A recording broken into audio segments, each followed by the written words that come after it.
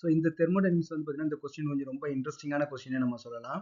இங்கே வந்து பார்த்தீங்கன்னா 2 ஈக்குவேஷன் வந்து கொடுத்துருக்காங்க. இந்த 2 ஈக்குவேஷனில் எது வந்து நமக்கு வந்து மோர் ஸ்டேபிளாக இருக்கும்னு கேட்டுக்கிறாங்க இல்லையா?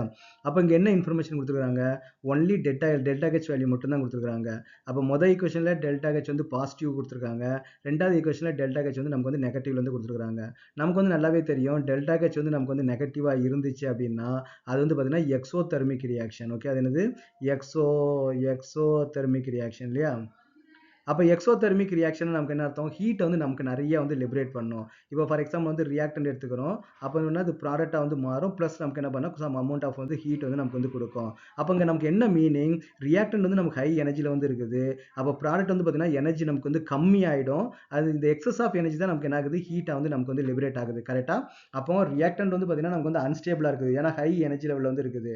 எப்பவுமே ஒரு மாலிகுல் வந்து பார்த்தீங்கன்னா லெஸ் எனர்ஜியில் தான் மோர் ஸ்டேபிளாக வந்து இருக்கும். அப்போ ரியாக்டன்ட் அதோட எனர்ஜியை லூஸ் பண்ணி ப்ராடக்ட் வந்து வருது. அப்போ ப்ராடக்ட் வந்து நமக்கு லெஸ் எனர்ஜியாக இருக்கும். அப்போ இட் வில் பி மோர் ஸ்டேபிளாக வந்து இருக்கும்.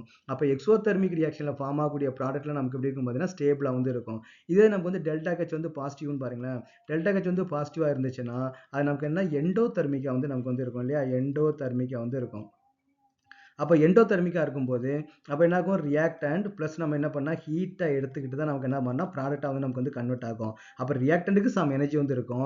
அது இன்னும் நிறைய ஹீட்டை அப்சார்ப் பண்ணிட்டு அப்போ ப்ராடக்ட் வந்து நமக்கு வந்து ஹை எனர்ஜி வந்து நமக்கு வந்து இருக்கும் இல்லையா?